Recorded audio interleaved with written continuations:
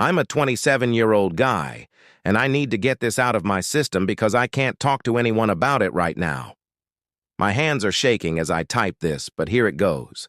My father cut me out of his life years ago to play Happy Family with his new wife. He barely looked back. I wasn't invited to their wedding. I found out from a cousin.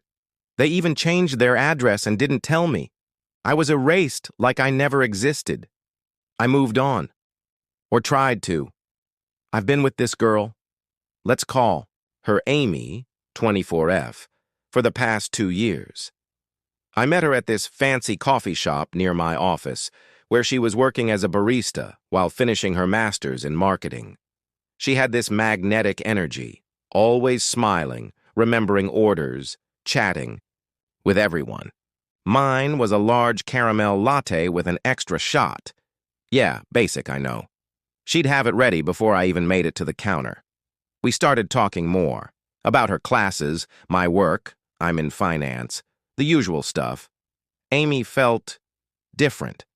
She wasn't from my world of business parties and generational wealth. Her parents were normal people. Her dad's a high school teacher. Her mom works at a dentist's office. She was paying her own way through school. I respected the hell out of that. Eventually, I asked her out. Awkwardly. I think I stammered. Something like, "Want to get dinner sometime?" while she handed me my coffee. She said yes before I could finish. Things took off fast after that. She was thoughtful, funny, genuinely interested in what I had to say. Always there when I needed support. It felt real. Amy got along with all my friends too, especially Jake, 26M, my best friend since high school. We were roommates in college, played football together. Well, he played, I warmed the bench. We were like brothers. Amy was always curious about Jake. At first, I didn't think anything of it. She'd ask if he was coming to group hangouts, mention how cool it was that he was opening his own gym. I thought she was just friendly. But then came the cracks. Amy started working out at Jake's gym, said she wanted to support his business. Cool. But then she started going at weird times, super early or late at night. Jake started texting her about form checks and nutrition tips. My coworker saw them grabbing lunch together once. When I asked Amy about it, she said it was a coincidence. Jake backed her up instantly.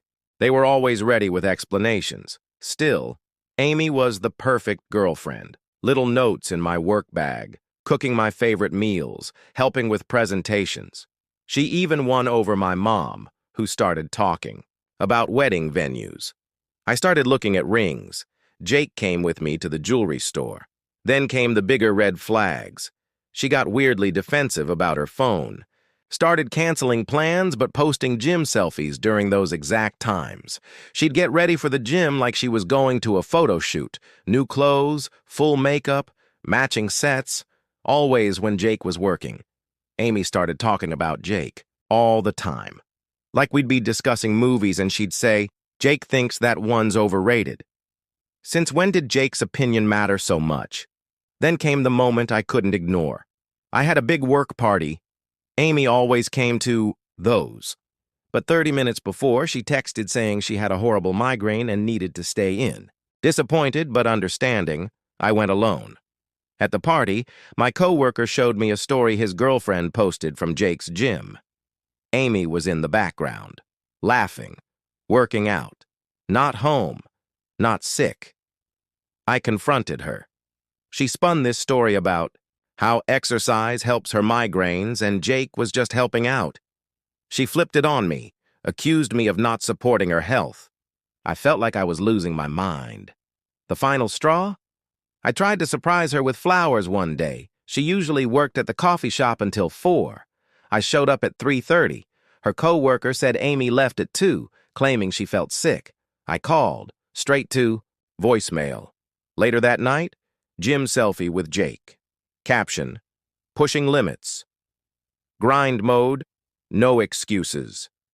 That was 6 months ago. Since then, I've learned the truth, slowly, painfully, piece by piece. They weren't just friends. Jake, my best friend, my brother, Amy, the woman I thought I'd marry. They were sneaking around behind my back, making me the fool, playing house while I was planning a future. So I made a choice. I didn't yell, I didn't confront, I vanished. I cut them both out completely, blocked, deleted, gone. Jake lost, one of his biggest gym investors, me. Amy lost the glowing professional references she was counting on from my family and industry contacts. My father once erased me for someone new.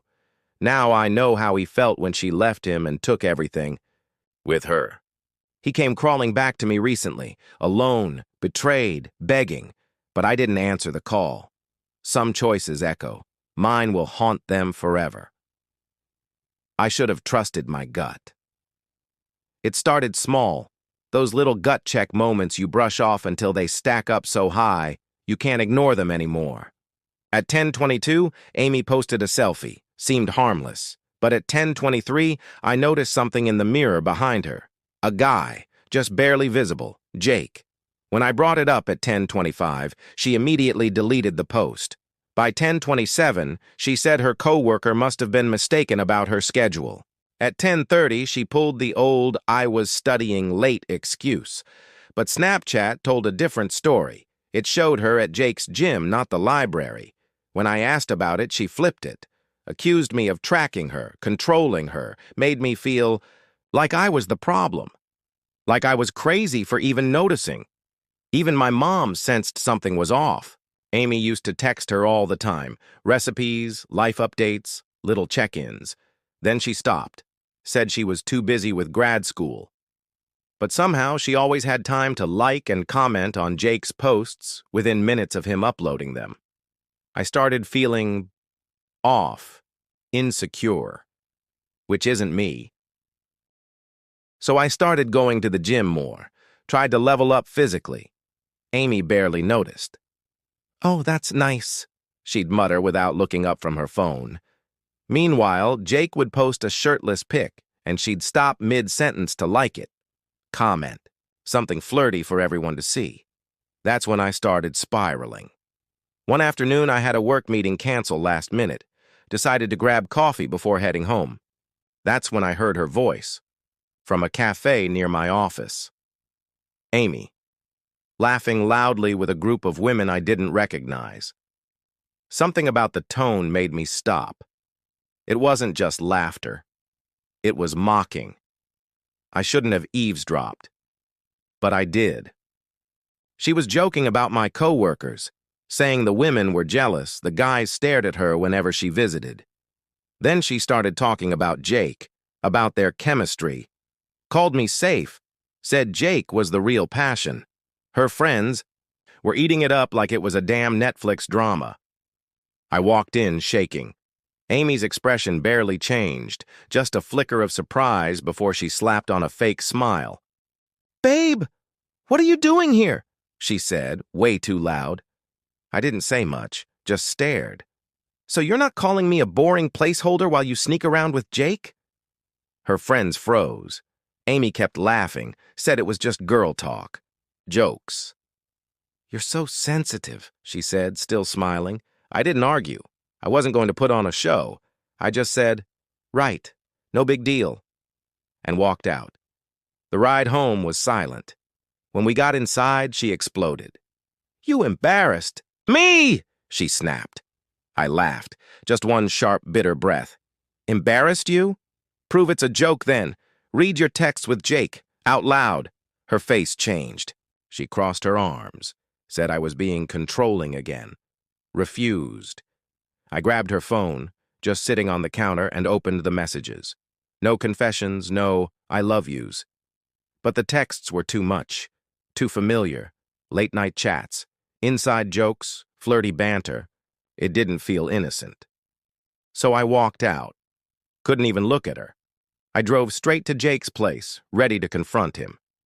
He opened the door with Lisa, his girlfriend, right behind him.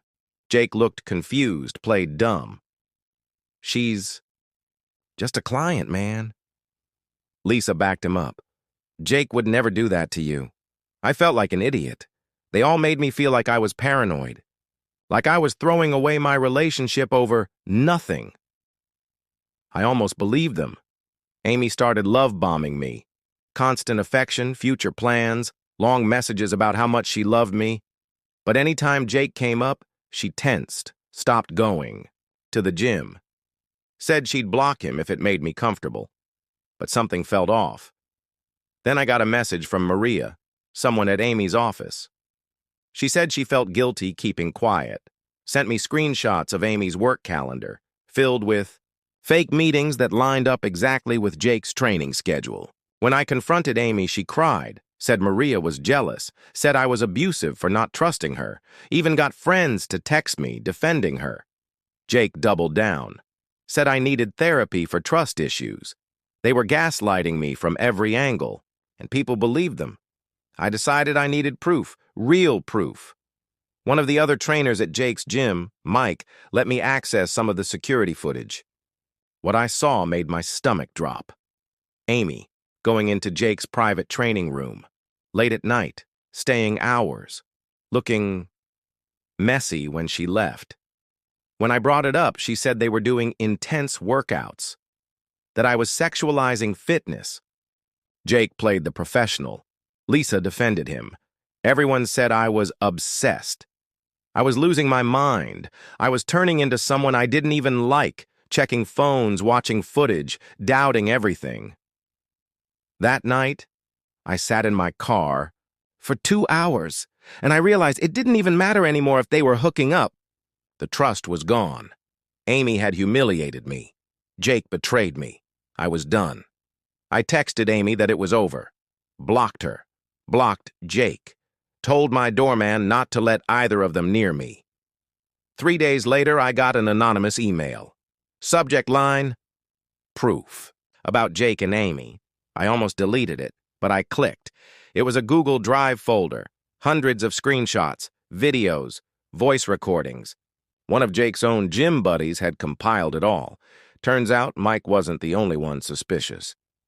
Jake had been obsessed with Amy from the start, adjusted his schedule to line up with hers, bragged to friends about stealing her from me, called me a placeholder, said it was too easy because he had access through me. He was manipulating Amy too, told her lies about me, turned her against me, made her question our relationship while pretending to support it. Meanwhile, he sent me messages acting like he was worried about Amy's behavior. Said he was trying to protect me. Played both sides like a puppet master. He even sent videos of Amy to his friends. Called her his future wife in the same week he planned a proposal to Lisa. This wasn't the first time he did this either. He'd pulled the same stunt with other friends' girlfriends. The worst part? Amy fell for it. She thought she had control, bragged about how she played. Everyone. But Jake was playing her too. It broke me, but it also freed me. Because I wasn't crazy. I just finally saw the truth.